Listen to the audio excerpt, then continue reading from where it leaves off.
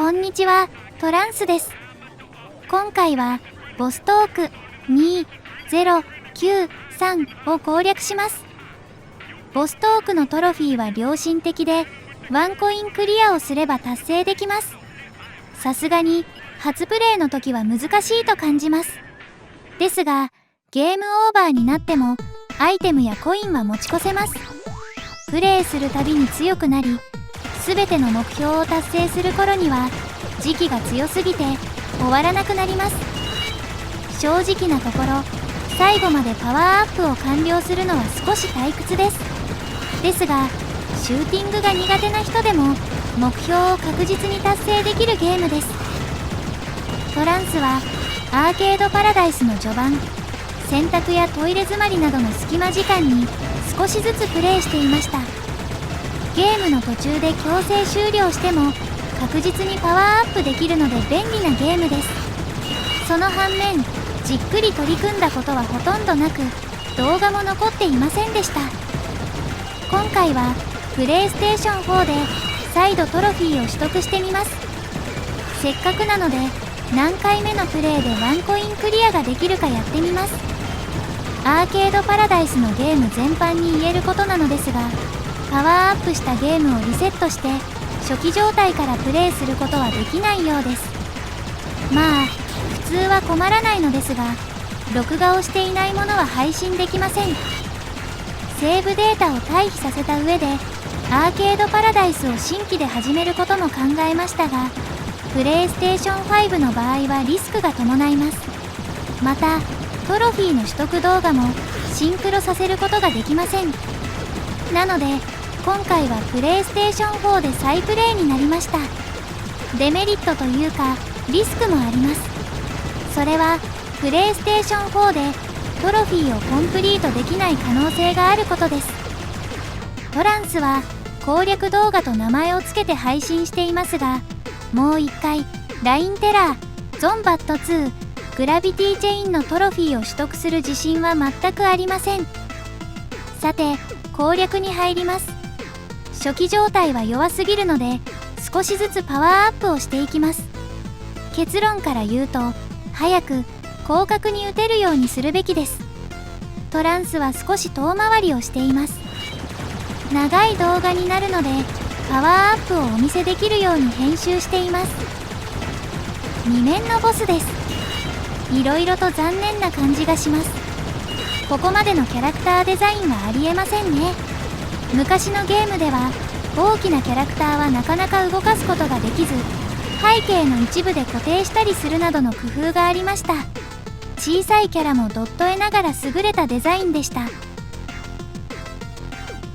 2つ購入していますが、ここは我慢した方が良かったかもしれません。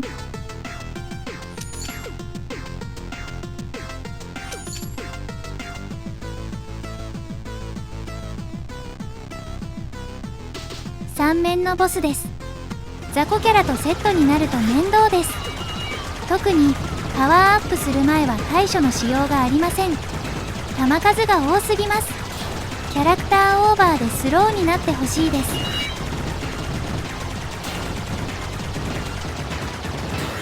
やられてしまいました。ダメージを食らいすぎなのですけど、かわしきれるものでもありません。続けて2回目のプレイです。トランスはこういう時ボタンを連打しています。また一面のボスです。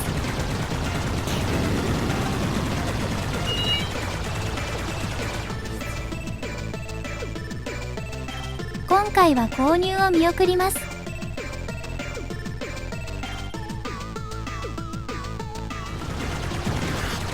2回目の2面のボスです。チケットマシンが満タンですが、放置してゲームを続行します。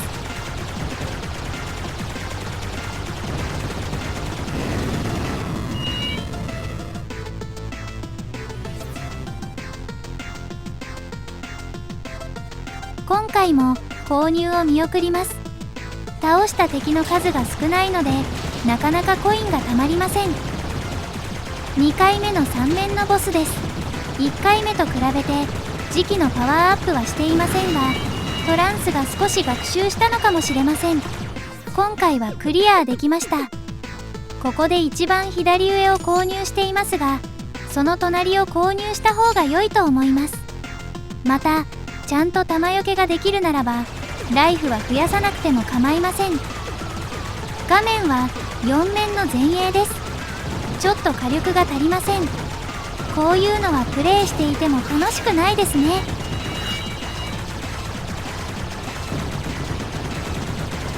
そして4面のボスです。これもとても残念な感じがします。まあこれぐらい弱くてもいいと思います。顔面がボスになっているのはコナミのグラディウスに出てきたモアイでしょうか。でもあれは横スクロールシューティングでしたね。キャラを横から見れるのであれば少しぐらいユニークな敵もありですが、上から見る縦スクロールシューティングでこういう敵はあまり記憶にありません。やはり戦闘機や宇宙船みたいにならざるを得ないと思います。それともこれも何かのパロディになっているのでしょうか。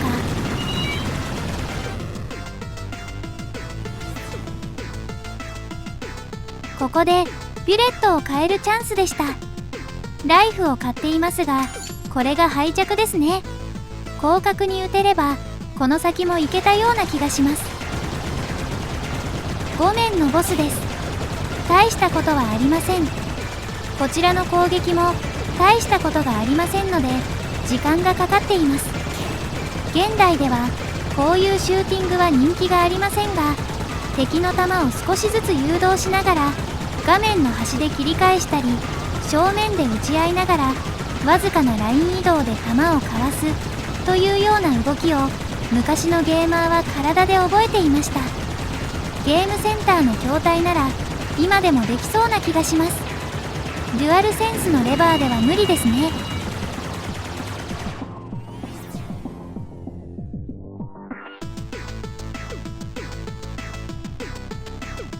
ビュレットをアップグレードしなければならないのにコインが足りません。仕方がないのでスピードを上げていますが手遅れでした。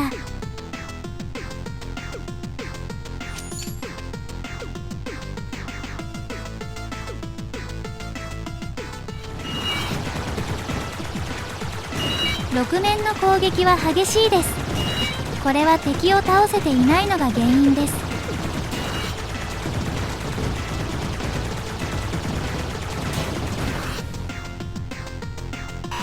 やられてしまいました。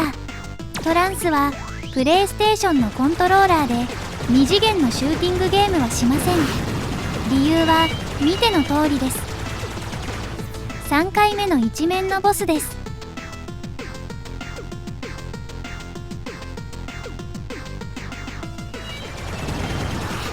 3回目の2面のボスです。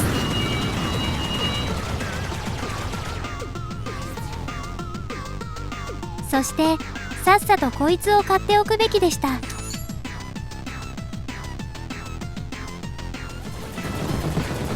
3面のボスですが 3way になっているのでこちらの攻撃が当たります。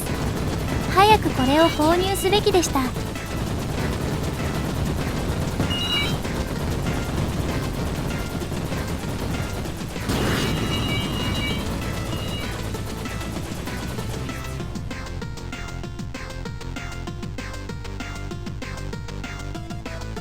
次に買うべきものもビュレットのアップグレードです。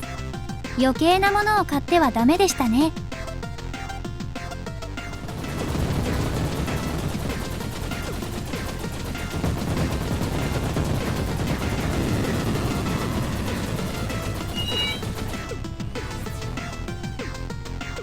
敵を倒せているのでコインのたまりも良いです。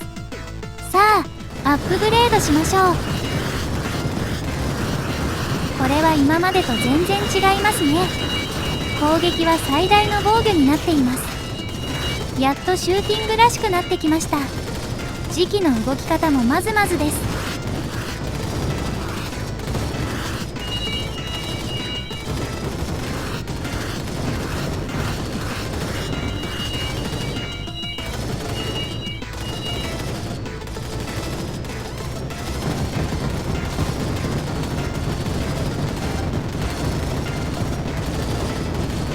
ボスの動画をカットしなくても大丈夫。すぐに倒せます。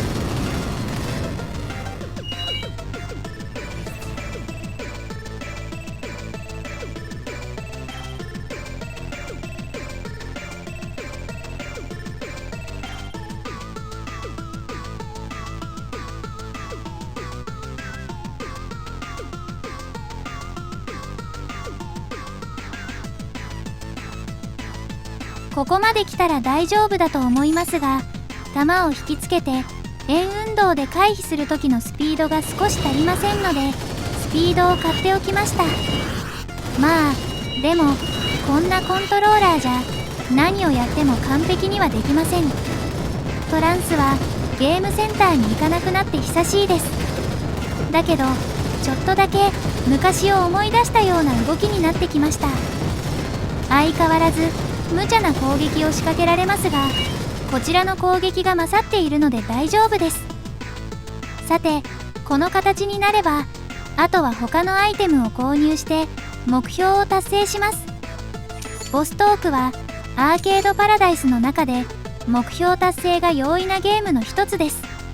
ただし最後のアップグレードは4万コインが必要だったりして達成に時間がかかるのも事実です。日々のやることリストの中にボストークはよく出てきます。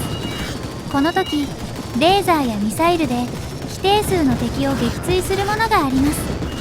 この時にはレーザーやミサイルを購入しながらやることリストを達成しましょう。このようにプレイしていくとさほど苦痛ではありません。また時期が強くなると敵を出現即破壊できるようになってきます。打ち漏らしも少なく、またボスを倒すのも早くなるので意外と簡単に達成できるような気がします。ただトランスはこの撮影の後全くやる気が起きません。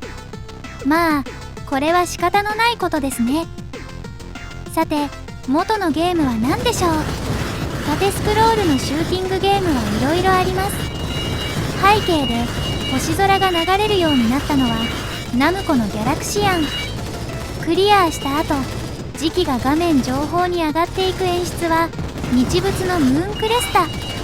時期の左右に支援がつくのはカプコンの1942。あ、舞台が宇宙じゃない。じゃあ東亜プランが作って台東が販売した達人も左右に支援がつきました。どれもトランスは腕に覚えがあります。ただしゲームセンターのスティックとボタンでないとやる気がしませんね。皆さんはどう感じましたか？感想はコメント欄に書いてくださいね。何語でも翻訳します。Google がなんてことを言っている間にどうやら一周したようです。これがワンコインクリアですね。昔と違って達成感が全くありません。さて目標をクリアするために購入できるアイテムを購入しておきましょう。今日も閉店まで粘ってしまいました。トランスは若い頃店員さんには嫌われていたと思います。だってその頃から閉店まで粘っていましたから。ではまた来週お会いしましょう。